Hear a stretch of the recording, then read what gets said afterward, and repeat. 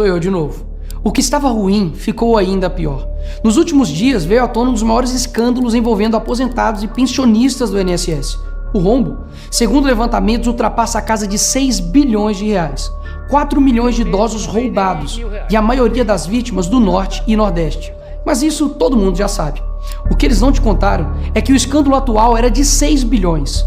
Hoje, com um novo relatório da CGU, mostrou que só em 2023, 35 mil reclamaram de fraude e o valor movimentado, 90 bilhões. 90 bilhões. Nós estamos diante do maior escândalo de corrupção da história do nosso país.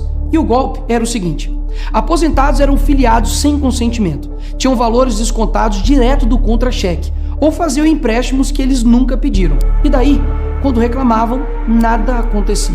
Estamos falando do desvio de valores bilionários de pessoas doentes e idosas. Dinheiro que deveria estar no bolso de quem trabalhou a vida inteira e hoje depende da aposentadoria para viver. E é claro, vão espalhar a narrativa de que tudo começou no governo anterior.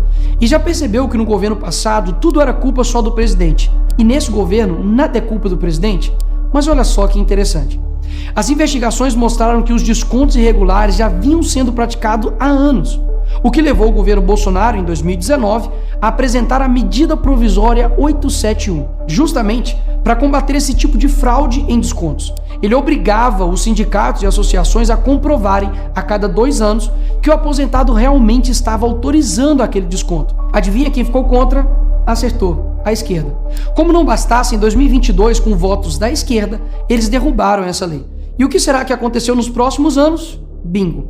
Foi exatamente depois de derrubar esse mecanismo de proteção contra as fraudes que houve esse aumento absurdo de descontos indevidos. Ou no português claro, aumento absurdo de roubo contra idosos. Desenhando porque eu sei que tem gente que só entende assim. 2019, Bolsonaro faz lei para proteger esses idosos de fraudes. 2022, esquerda derruba essa lei no Congresso. 2023 e 2024, explosão de fraudes. E ainda tem gente surpresa com isso.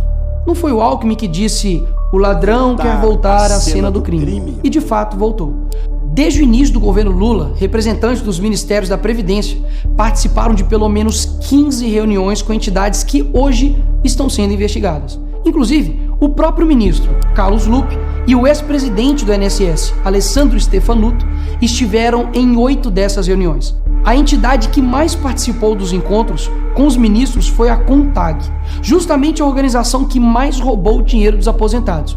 E o escândalo é ainda mais grave. O relatório de auditoria da CGU revelou que, em muitos casos, as autorizações para descontos foram feitas em nome de pessoas que sequer tinham condições de manifestar a sua vontade. Foram encontradas situações absurdas. Pessoas com deficiência grave, impossibilitadas de assinar qualquer documento, indígenas que vivem em aldeias remotas e não sabem ler ou escrever, e até aposentados que nem moram no Brasil. Roubar alguém já é terrível, mas roubar pessoas nessa situação é ter a certeza de que nada vai acontecer com você.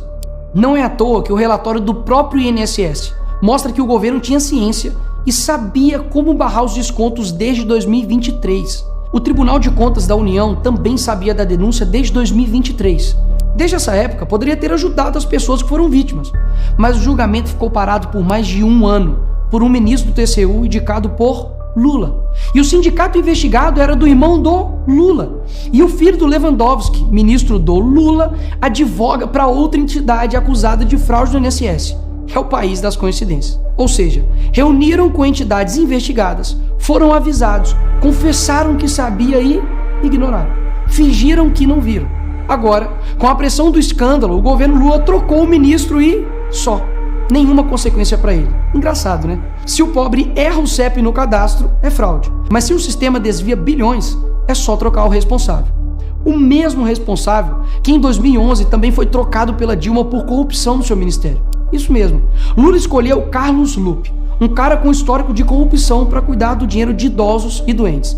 E depois de 14 anos ele volta e cai de novo da mesma forma. Tudo isso está acontecendo e sabe qual é a solução do governo? O INSS usará o dinheiro do povo e devolverá o dinheiro aos aposentados e pensionistas. Traduzindo, as vítimas vão ressarcir o prejuízo das vítimas. E os criminosos, Nicolas, seguirão livres, sem punições. Que bela democracia. Eles roubam e quando a gente descobre, eles mandam a conta para o povo brasileiro pagar. Assim fica fácil roubar. É o crime perfeito. Tá, Nicolas, mas o que vocês estão fazendo contra isso? Eu e a oposição apresentamos um projeto de lei para proibir definitivamente esse tipo de desconto automático no INSS. E mais, preciso da sua ajuda para poder pedir para instalar a CPI dos roubos dos aposentados. E será lá nessa comissão que vamos investigar mais a fundo e poder colocar na cadeia quem foi responsável por isso. E aí sim, fazer com que eles devolvam esse dinheiro, não que você pague essa conta. Vá até a rede social do Hugo Mota e Davi Alcolumbre e peça para que essa comissão seja instalada. E por fim, vá urgente ao seu banco ou veja o extrato na sua conta pelo celular e veja se há algum desconto indevido. Só assim, você saberá que está sendo roubado ou não e peça o cancelamento imediato desse roubo. E sim, o tempo passa rápido. Eu sei que muitos não pensam no futuro, mas um dia ele chegará. E que nesse dia tenhamos feito algo para chegar aqui diferente do que estamos vivendo agora. Ninguém aguenta mais um país que só desanima a gente a cada notícia. Mas para chegar aqui diferente, a gente precisa fazer algo diferente agora. Porque o partido que prometeu cuidar do povo, um presidente que se colocou como o pai dos pobres, acabou explorando quem eles mais juraram defender. Mas eles só chegaram lá porque muitos acreditaram neles. E até quando? Porque quando chegar aqui, talvez seja tarde demais para mudar o Brasil.